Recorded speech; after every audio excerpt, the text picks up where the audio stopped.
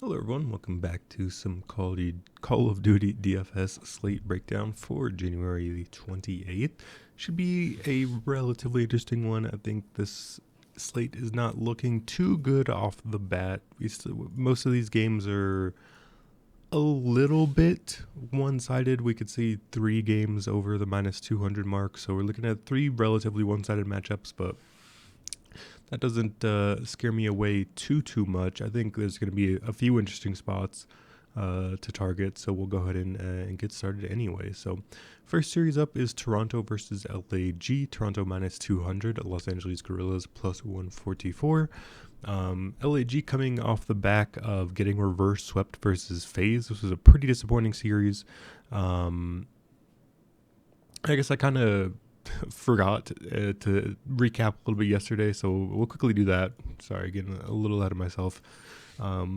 Florida 3-2 over London. This is one I took a pretty big stand on. I said London is going to make Florida look a little bit silly here. Obviously, it did not end up panning out that way.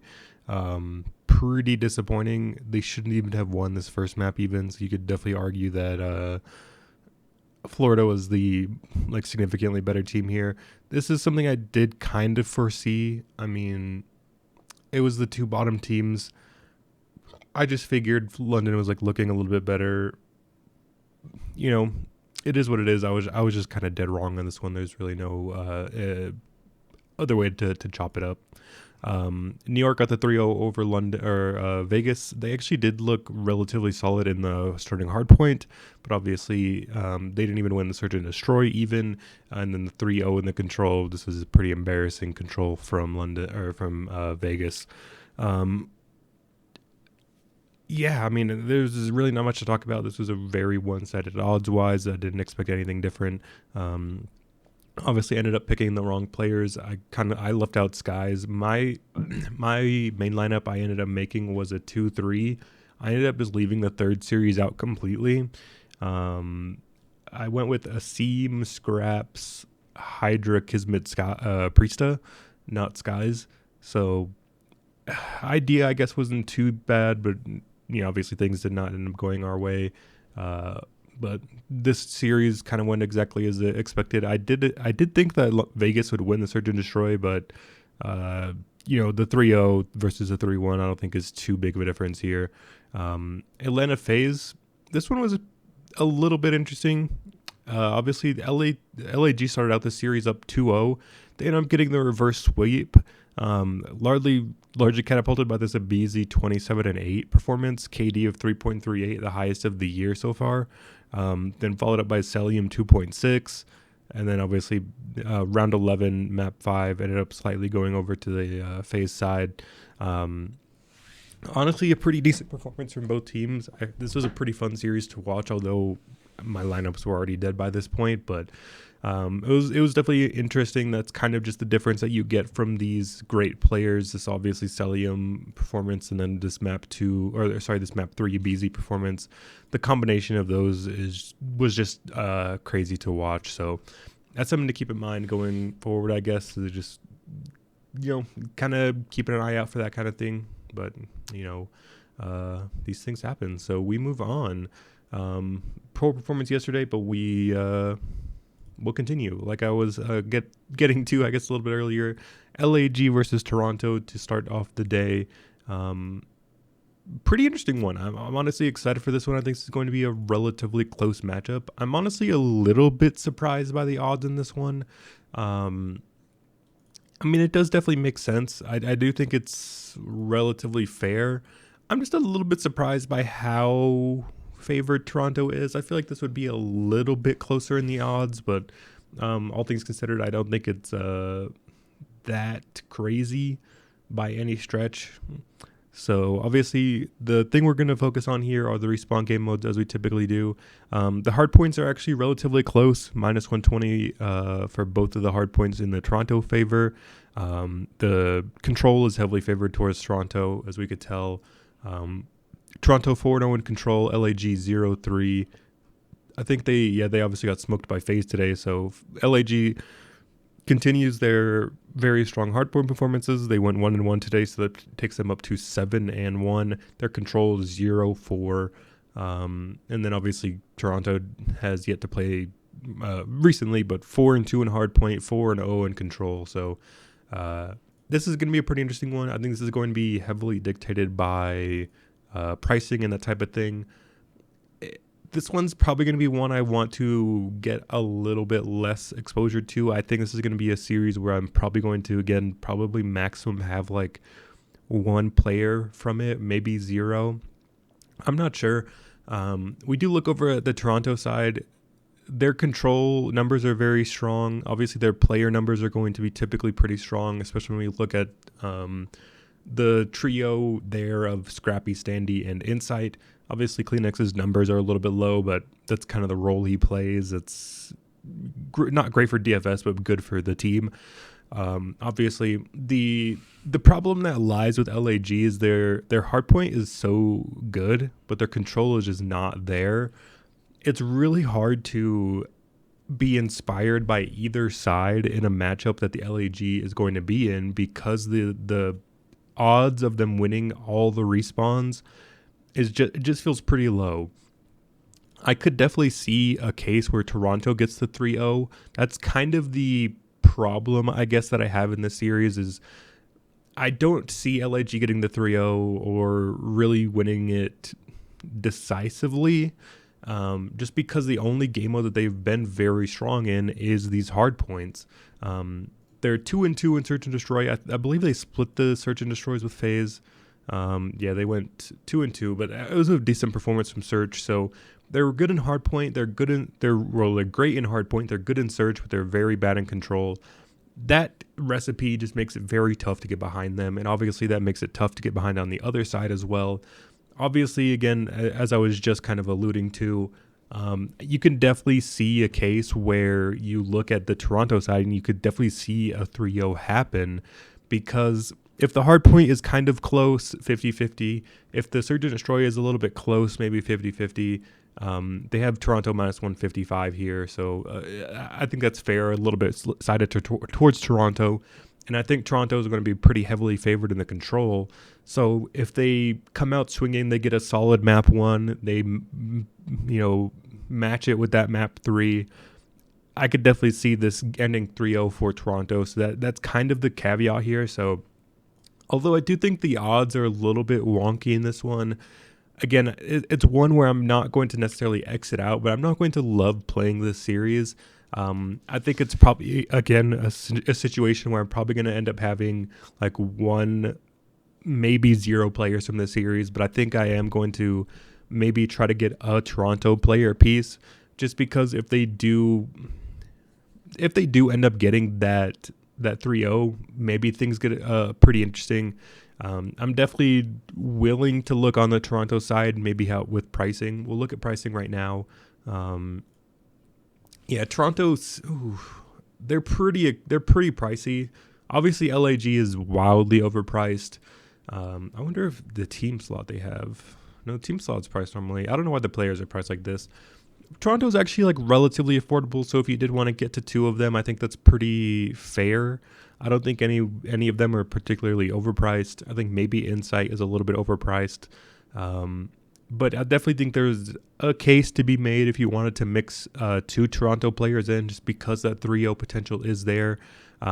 It's just going to be not a priority of mine. I think that kind of sums that up. We can move on over to Vegas Legion versus Optic Texas. Obviously, Optic Texas minus 285, Vegas plus 200. This is a pretty weird one again. We kind of have the same script repeating here for Vegas Legion that I'm probably going to be writing for a while. Obviously, I do think when we look at the game yesterday, obviously New York is kind of heavily considered as that number 1 team in the league. Vegas are like relatively lower middling, so we did expect this to be one-sided. Although I will say the hard point was actually pretty close. The problem that lies here is still the same. They are still getting heavily outslayed. As we could see, this is a 250 to 226, so that's a pretty close game. But as we could see in the kills department, we could see it was like what is this, 10, 13, -5, so like a +8 in the slaying department for New York. That's actually not as much as I guess I was expecting, but we could see these are pretty solid performances you would take from like 3 out of the 4 players on the New York side. um I, in that scenario, it's just hard to argue against anything other than trying to lock and load kind of as like a lot of optic players, that as many as you can get.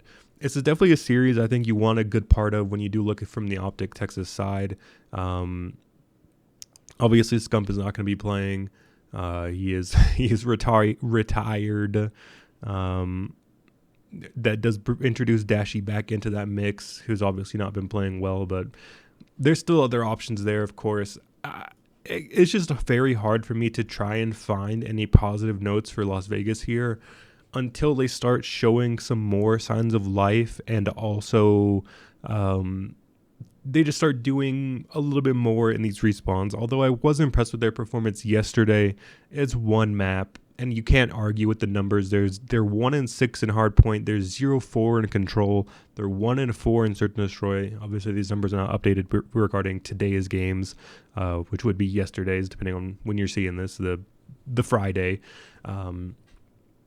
It's just very hard to make a case for Vegas and any of their players here.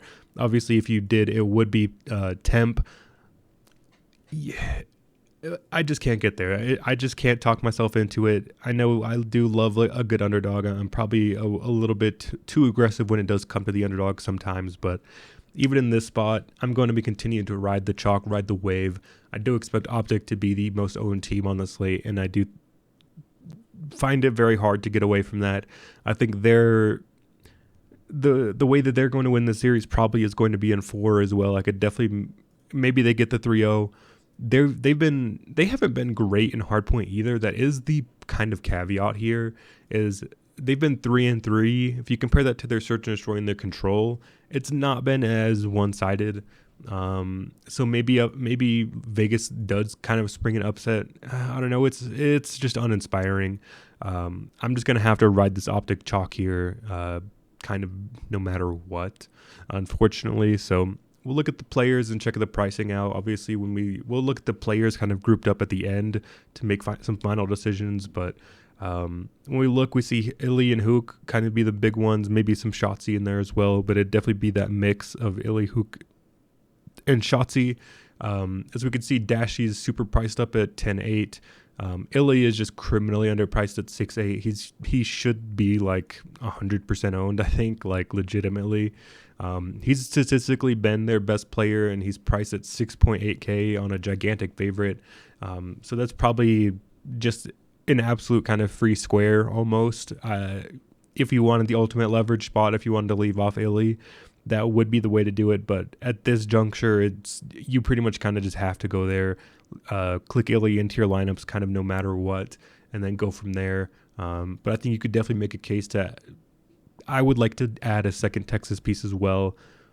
Looking to 3-stack, I think, is a bit aggressive, just because the nature of the game and that kind of thing. The reason I talked about 3-stacking so much last year, at least during Cold War, was because of bocage expectancy, that type of thing, and how that can change and dictate that type of thing. That they really did make that much of a difference. In this map, or in this game, there's not a map or anything that has that big of a difference.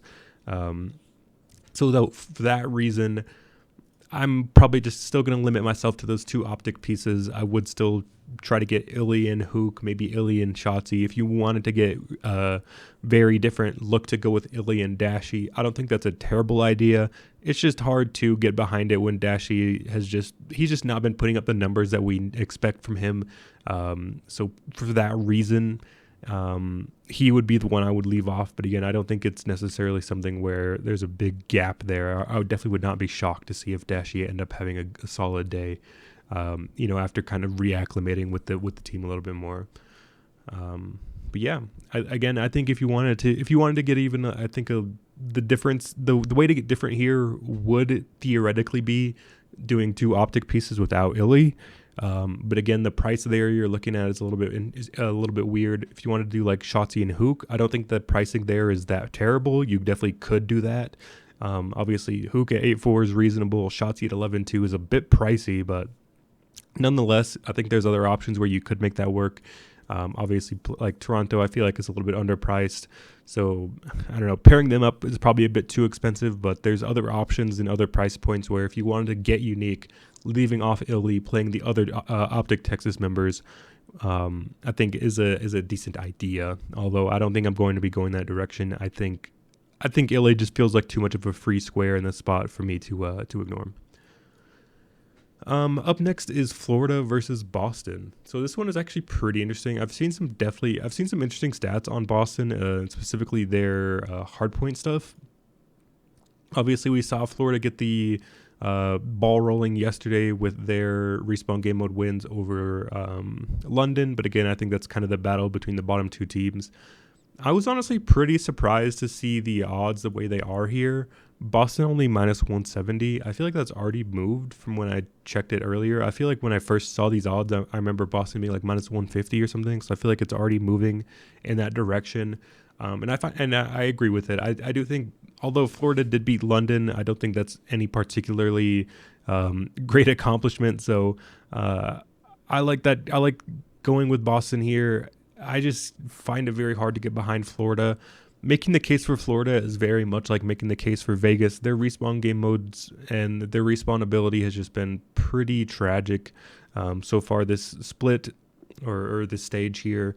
And although they did look a little bit improved from day one, I do think they're going to get a little bit better performance from Dave Patty. Obviously, that's something where the nerves there were definitely a part of it. But I think they got a peak performance for Major Maniac and Havoc. I don't know if that's replicable. I just don't believe in that repeating again. I do think we have to kind of temper our expectations and be a little bit realistic about this one. And in that scenario, I'm just going to go with Boston. I know this is, again, probably like a pretty chalk-heavy part here, but it's just very hard to find a reasonable sort of expectation or reason behind behind this play. So for that reason, I am going to just kind of be eating this Boston chalk as well. I do expect them to be maybe a little bit popular, the kind of second option behind Optic Texas, of course. So that's the direction I'm going. When we do look at the players, obviously Awakening has been very strong in hardpoint. Methods would be the second option, although I don't mind Vivid. His engagements are obviously usually very high. Narrow's engagements were pretty strong here in the hardpoint as well, but his numbers are not backing it up. So Vivid is one of those players where I assume he's going to be, he's relatively cheap at 7.8. So he's an option if you want some risk. If you want to get a little bit more unique, I do think he's somebody who presents the upside that we've seen, that we see from sometimes. It's what the reason we went with Asim yesterday. There's just these players who have these peak performances who, they just go off. There's really not much about it. Vivid is that type of player. He's somebody you typically want exposure to, and he's somebody who I'm going to be looking to get into my lineups as well. I do think looking at this Boston team, I think it's okay to two-stack. I wouldn't be prioritizing it like I would Optic, but I do think they're a solid option. I do think ranking them, I think in my eyes, I would have it Awakening, then Vivid, then Methods. Although we'll look at those I think you could probably make a case to argue like you could interchange, I think, all three of those players, to be honest. So we'll look at those. We'll look at the players more at the end, but I like all three of those options. And again, when you look at the pricing here, 7.8 for Vivid, 8.2 for Methods. Those two I feel a little bit underpriced in my opinion. Narrow at 8.6 feels overpriced, and Awakening at 10.2 feels about right. Maybe a little bit slightly overpriced, but again, not enough to leave him off of your lineups for sure. So yeah, and then we have a super, super exciting one. Oh, obviously, we'll move on. New York versus Seattle is the final matchup of the day. pretty exciting one. I do look forward to this one. Obviously, we know the upside and the potential that Seattle has most times. They obviously have not been playing well. They lost the series to Las Vegas. They got swept by FaZe, lost the series to Optic Texas. They're 0-3 so far throughout this stage 2. So that's just not what you want to see from this team. Obviously, they've been having very strong individual performances from Sib and Pred. Over in the hardpoint, in the control, it's been accuracy and Pred. They've not been getting much help from Mac in either game mode, so it's tough. This is a slightly lesser version of what we've seen from a few of these other teams. I think Seattle has actually been like relatively decent in the respawn game modes. Their main problem is their search and destroy. There's been a lot of talk going on lately around the community regarding their search and destroy ability and lack thereof. They've been heavily criticized for their very uneventful and uninspiring search and destroy tactics and stuff. So for that reason, I don't know. This one could be interesting. I definitely think you can make a case to go either direction. Obviously, the main thing here is when we look at these player numbers from Sib and Pred, mainly Pred, it's very hard to kind of ignore. If they do end up winning the series, or if they make it interesting, it could be super intriguing. And maybe if they're a little bit overlooked, if they're underowned, that's a spot you just kind of have to be in, and it's a spot where you want to be for sure. Obviously, the problem here lies with New York and how incredibly well they've been playing in pretty much just about every aspect, especially in their hardpoints, though, in the respawns of hardpoint and control. They've just been lighting it up, especially in the hardpoints. They just seem very strong in those respawn game modes, and that's what matters the most. This is a very tough series here. When we look at the prices, obviously, I do think we're going to be heavily dictated towards the search and destroys for New York. But when we look at the respawns, they're actually like relatively close. We have like a minus 150, minus 160 when it comes to the respawn game modes here of map 1, 3, and 4. So when you add that sprinkle in, I kind of want to just go towards that Seattle side. This one feels a little bit crazy. This one feels like where some of my delusions kind of come in, I guess you could say. I don't know. I just kind of have this feeling with this one. It's a little bit unexplainable. The reason I say that is just because Seattle, I think, like historically last year and this year, obviously it is the same roster, of course. So I feel like we can make some of those comparisons. When we look at this roster, I feel like the same thing happened last year. As soon as you count them out is when they actually kind of come through and do something, and they actually look good and perform. So for that reason, I'm willing to take a chance here. It's obviously a new week. It's not like we just saw them lose yesterday or anything. And this is just a team that has these high highs, and that we see the potential in sometimes. And it's just a team you want to buy into when stocks are low. And I feel like stocks are going to be low on them at the moment. And that's just a chance I'm willing to look at and take here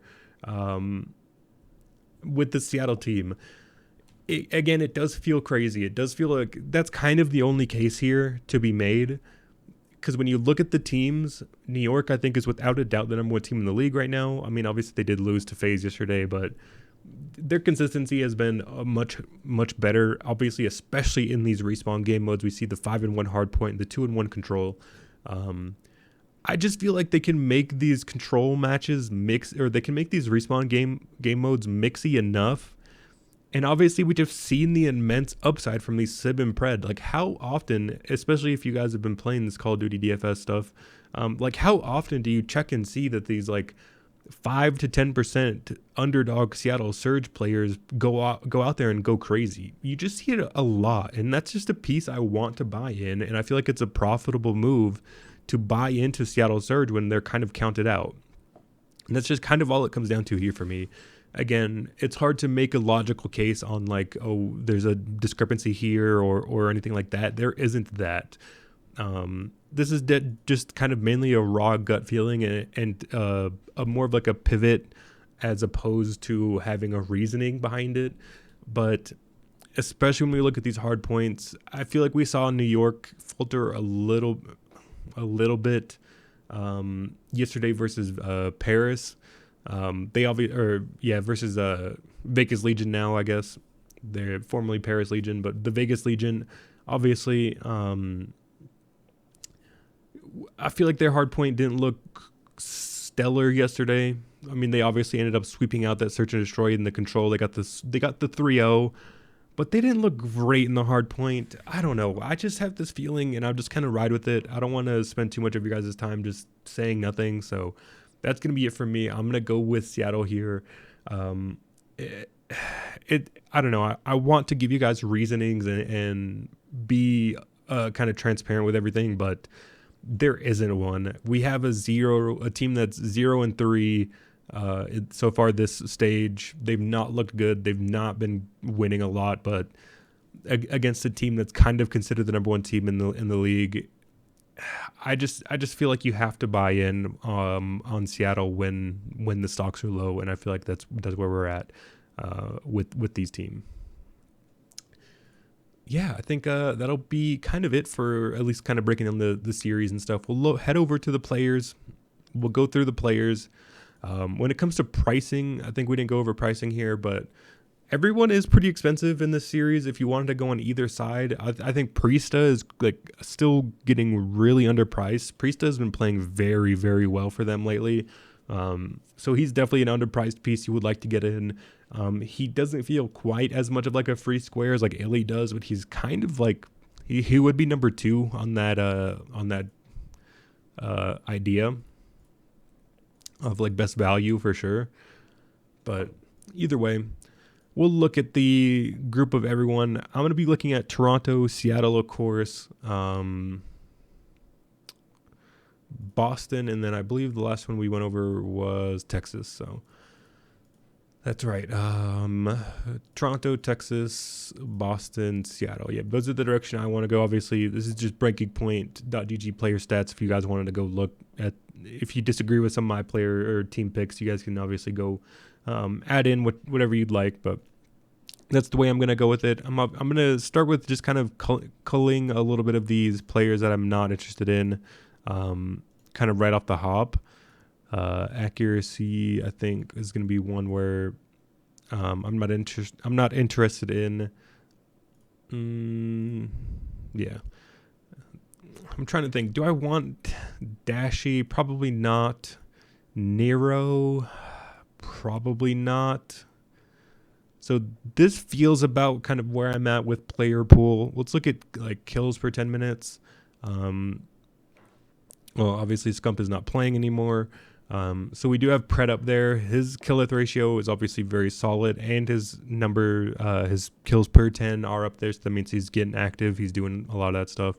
Obviously we have Scrappy, who is very high up there in hardpoint hill time and KD. So he's somebody has a good case for, when it comes to, being a solid piece.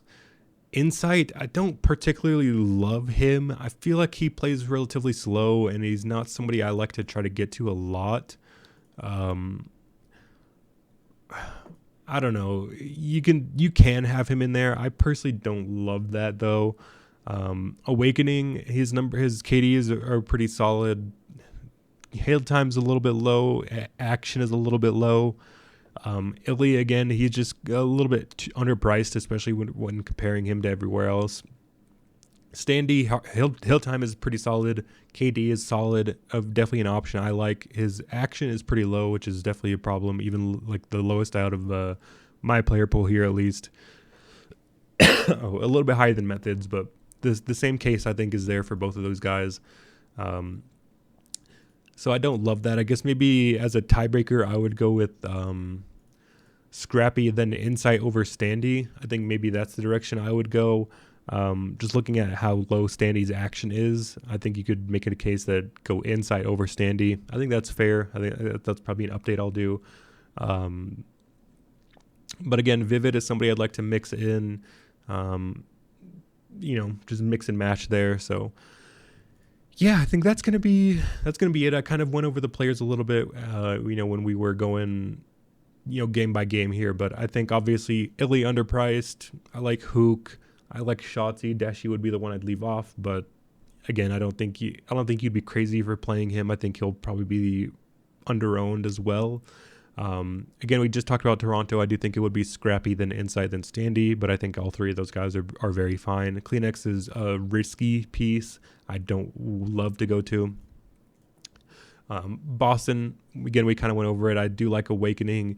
You could kind of pick 2 of 3 when it comes to Awakening, Methods, and Vivid. I like Awakening and Vivid. I like leaving off Methods because I don't love having those inactive players. If they have a bad day and they're also inactive, like, you'd much rather have somebody go like 20 and 22 as opposed to like 15 and 15, I think. I just like to have those players who, if they do well, they do better. Like they do well. I mean, that does kind of apply to Methods, but you guys get what I'm saying. I like to have the action. Just the way the scoring works in Call of Duty. I believe you get 3 points for a kill and then 2 points for a death. So even if you do get a kill with every death, you're still putting up positive points. I just like having the action. That's mainly what it comes down to here for at least my tiebreaker between them. I do like Awakening, then Vivid, then Methods. Neo would be the one I'd leave off. I would not have him in my player pool, but again, if you preferred Methods, I'm not going to argue with it. And then my piece here with Seattle, it's pretty clear. It's going to be Sib and Pred. If Seattle do well, it is going to be through Sib and Pred. The numbers that they put up when they do well is pretty crazy. Obviously, Sib's hard point kill ratio is a 1.4. Pred is a 1.3. If they do win both of these hard points or something, like, they could have some pretty crazy numbers. So I do like mixing and matching that piece in there. But obviously, I think if you're disagreeing with me on this one, you want to go to the New York side. I think it would be Hydra and then Hydra and Priesta.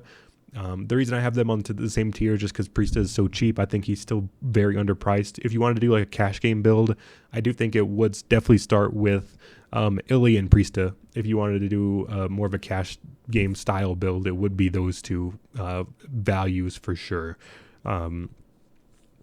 But again, I think Kismet is okay. He's a little bit pricey. Skies, I think maybe he had a solid game yesterday, but that's not something I want to buy into again. So yeah, I think that'll be it. Pretty solid day. I feel like had some good points, talked about everything. Hopefully didn't ramble too much. I know I definitely have that problem when it comes to these videos, but that'll be it for me tonight. Best luck to you guys all tomorrow. Hopefully you guys got something out of this. As always, let me know if you have any feedback, critiques, or anything. Any questions, anything, just, give me a comment, give me a tweet, anything like that. I'll hopefully be able to help. So hopefully we can do a little bit better today than we did yesterday. But, sometimes things just kind of don't go our way, and we'll try to learn and improve as we always do. So, yeah, best luck to you guys, and I will see you guys all again tomorrow for the final day of Stage 2 qualifiers.